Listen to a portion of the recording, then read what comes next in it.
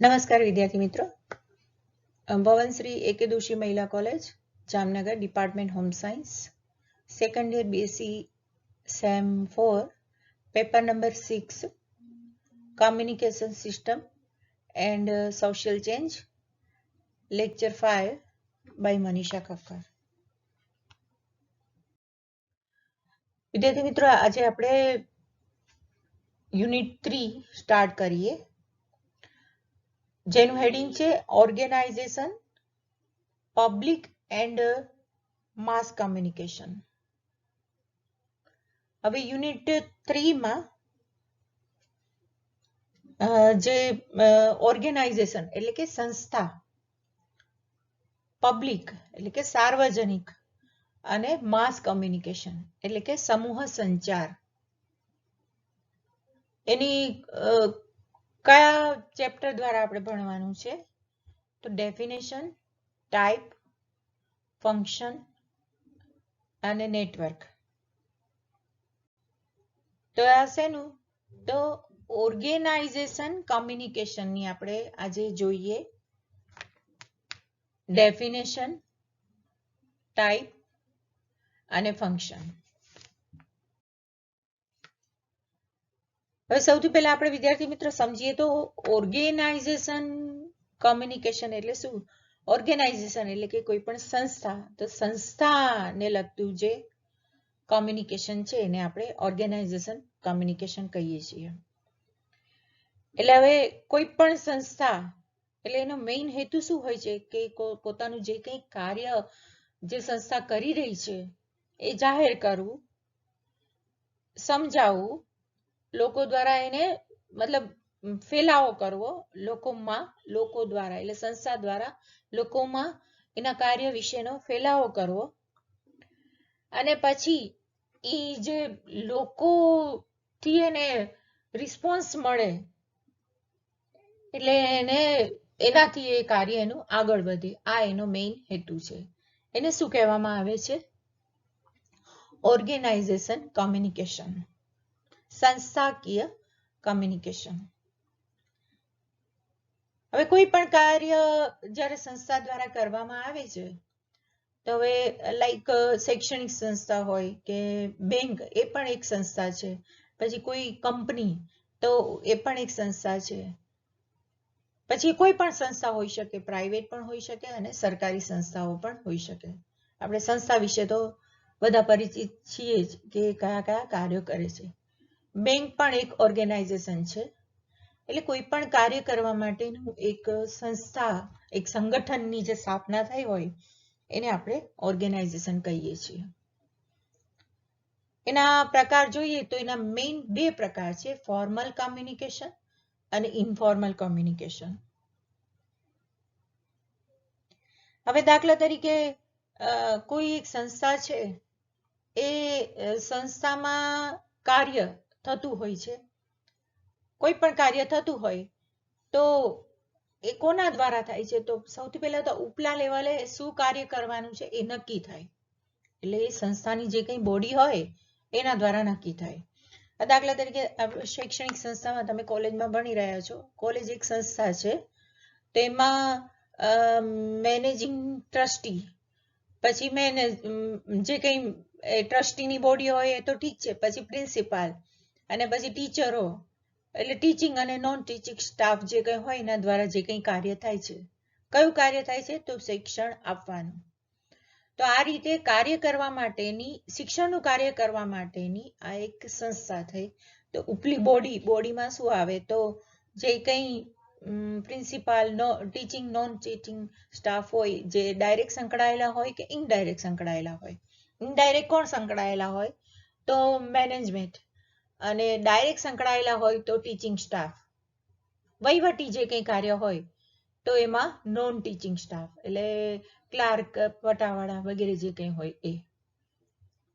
તો એ આખી બોડી દ્વારા જે કંઈ કાર્ય નક્કી થાય છે અને પછી લોકો સુધી એને પહોંચાડવામાં આવે છે એ.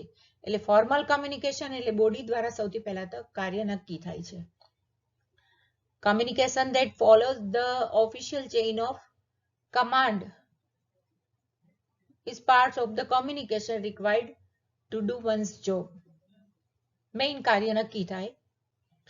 પછી ઇન્ફોર્મલ કમ્યુનિકેશન, એટલે એમાં શું હોય કે એ જે કંઈ કાર્ય નક્કી થાય છે એ લોકો સુધી પહોંચાડવાનું.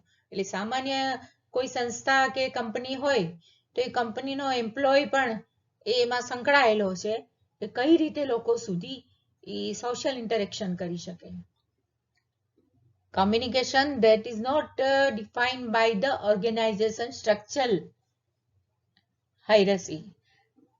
દાખલા તરીકે લોકોને સેટિસ્ફાઈ, સંતોષકારક રીતે પોતાના કાર્યની વહેંચણી કરવી અને એનો સંતોષ મળે છે કે નહીં એ ઇન્ફોર્મલ કમ્યુનિકેશન કહેવામાં આવે છે. એટલે એ શેના દ્વારા થાય તો ઓર્ગેનાઇઝેશનની જે બોડી છે એના પરફોર્મન્સ દ્વારા. પછી પરફોર્મન્સ તમારું કેવું છે તો by creating faster and more effective channel of communication. તમે કઈ રીતે એનું પરફોર્મ કરો છો એના ઉપર એનો પ્રતિસાદ મળે છે. કોઈ સંસ્થા આપણે એમ કહીએ ને કે કોઈ શૈક્ષણિક સંસ્થામાં આ કોલેજમાં સારું ભણાવે, આ યુનિવર્સિટી સારી છે, આ યુનિવર્સિટી થોડી ડાઉન છે, આમાં આ ટીચરો સારા છે, તો આમાં આ ટીચરો થોડા એના દ્વારા થોડું વ્યવસ્થિત ભણાવાતું નથી. એવી બધી ચર્ચાઓ દ્વારા કે યુનિવર્સિટીની જે કંઈ પોતાની રેપ્યુટેશન છે એ આ રીતે નક્કી થાય છે કે એમાં કેવું કાર્ય કરવામાં આવે છે. તો એ જે કાર્ય કરવા માટેની એની મેઇન મેથડ છે તો એ આ 4 સ્ટેપ દ્વારા થાય છે. અપવર્ડ કમ્યુનિકેશન, ડાઉનવર્ડ કમ્યુનિકેશન, પછી આ કોઈ બિઝનેસ કંપનીને લગતું છે, લાઈક એક્ઝામ્પલ બિઝનેસ કોમ્યુનિકેશન અને ઇન્ફોર્મલ કમ્યુનિકેશન. એટલે દાખલા તરીકે શું હોય કે અપવર્ડ કમ્યુનિકેશન એટલે ટોપ લેવલે જે ચર્ચા વિચારણા થાય છે તો એને એ ચર્ચા વિચારણા શેના માટે થાય છે તો નીચલા સ્તરે, એટલે કે ડાઉનવર્ડ કોમ્યુનિકેશન ના વ્યવસ્થાપન માટે અપવર્ડ કોમ્યુનિકેશન કરવામાં આવે છે. એટલે સૌથી પહેલા ટીચરો દ્વારા પ્રિન્સિપાલ દ્વારા ટીચરોને માહિતી આપવામાં આવે કયા સબ્જેક્ટ કયા સ્ટ્રેટેજીથી, કઈ પદ્ધતિથી, કયા સિલેબસથી, કયા ટીચિંગ મેથડથી ક્લાસરૂમમાં ભણાવવાનું છે એ. તો એને લગતી જે કંઈ અપવર્ડ કમ્યુનિકેશન. પછી ડાઉનવર્ડ કોમ્યુનિકેશન. તો ડાઉનવર્ડ કોમ્યુનિકેશન એટલે શું કે નીચલા સ્તરે ઉચ્ચતમ આપણે એમ કહીએ ને કે વ્યવસ્થાપન કરવા માટે ઉપલા સ્તરે જે કંઈ કરવામાં આવે છે એ. પછી એમાં બિઝનેસ કોમ્યુનિકેશન પણ હોય કે એમ્પ્લોય તો એમ્પ્લોય અંદરો અંદર પણ એની ટીમ હોય, ટીમ વર્ક હોય, એમાં મેનેજર હોય, પછી એની નીચેના આસિસ્ટન્ટ હોય ને આસિસ્ટન્ટના પણ હેલ્પર હોય. તો હેલ્પર આસિસ્ટન્ટને રિપોર્ટ કરે અને આસિસ્ટન્ટ હાયર મતલબ મેનેજરને રિપોર્ટ કરે અને મેનેજર હાયર ઓથોરિટીને રિપોર્ટ કરે એ રીતે. અને ઇન્ફોર્મલ કમ્યુનિકેશન એટલે કે પછી એ જે કંઈ કાર્ય કરે છે સર્વિસ બેઝ હોય કે કોઈ પ્રોડક્ટ બેઝ હોય, જે કંઈ કાર્ય હોય તો એ કરે છે તો લોકો માટે જ, તેને આપણે ઇન્ફોર્મલ કમ્યુનિકેશન કહીએ છીએ. તો એ દાખલા તરીકે પરફોર્મન્સ કોઈ ટીચરો દ્વારા વિદ્યાર્થીને ભણાવવાનું હોય છે તો વિદ્યાર્થીઓનો કઈ રીતે પ્રતિસાદ મળે છે એ એમાં સાબિત થાય છે એ. તો વિદ્યાર્થી મિત્રો આટલું કદાચ તમે સમજ્યા હશો, પણ આપણે એના વિશેની આગળની જે કંઈ સમજણ એ એના ફંક્શન દ્વારા જોઈએ તો એના 3 મેઇન ફંક્શન છે ઇન્ફોર્મેશન. એટલે કોમ્યુનિકેશન કર્મચારીઓને આંકડા અને માહિતી પૂરી પાડે છે જેથી એ નિર્ણયો લઈ શકે. ઉપલું સ્તર, નીચલું સ્તર અને સમસ્તર આ 3 રીતે કાર્યકરો માહિતી મેળવી શકે છે. એટલે ઉપલા સ્તરે, પછી નીચલા સ્તરે કાર્યની વહેંચણી કરવા માટે અને સમસ્તર એટલે જે કંઈ બિઝનેસ કોમ્યુનિકેશન ને જે કંઈ હોય મેં તમને પહેલા કહ્યું એ રીતે. પછી મોટિવેશન. સંસ્થાકીય કોમ્યુનિકેશનમાં પ્રેરણા એક ખૂબ જ અગત્યની ભૂમિકા રહેલી છે. દાખલા તરીકે સંસ્થાના કાર્યકર્તાને કોઈ કામગીરી તરફ વાળવા માટે વક્તવ્યનું આયોજન, એટલે કે એને એક સ્પેશિયલ એવી ટ્રેનિંગ આપવા મળે. ઇફેક્ટિવ ટીચિંગ તમે કઈ રીતે આપી શકો તો એના માટેના જે કંઈ કોર્સ વર્કનું આયોજન કરવામાં આવે એ લાઈક મોટિવેશન. પછી છે ઇફેક્ટિવ કોમ્યુનિકેશન એનું ત્રીજું કાર્ય. ઇફેક્ટિવ કોમ્યુનિકેશન એટલે શું વિદ્યાર્થી મિત્રો? તો સંસ્થાના વિકાસ માટે અસરકારક કોમ્યુનિકેશન ખૂબ જ મહત્વપૂર્ણ બાબત છે. એટલે આ કોમ્યુનિકેશન જ એવું છે કે જે સંસ્થાના જે કોઈ ઉપલી બોડીના જે કોઈ કાર્યકર્તા મીન્સ મેનેજરોને એના મેનેજમેન્ટ માટેની સહાય કરે છે. હવે એ શેના દ્વારા? તો એના જે કઈ મેઇન મેનેજમેન્ટ બોડીના જે ફંક્શન છે, દાખલા તરીકે પ્લાનિંગ કરવું, પછી એને લગતી વ્યવસ્થા કરવી અને એના ઉપર એનું કંટ્રોલ કરવું, એટલે આયોજન, વ્યવસ્થા અને નિયંત્રણ એ વગેરેને કરવા માટે મદદરૂપ નીવડે છે.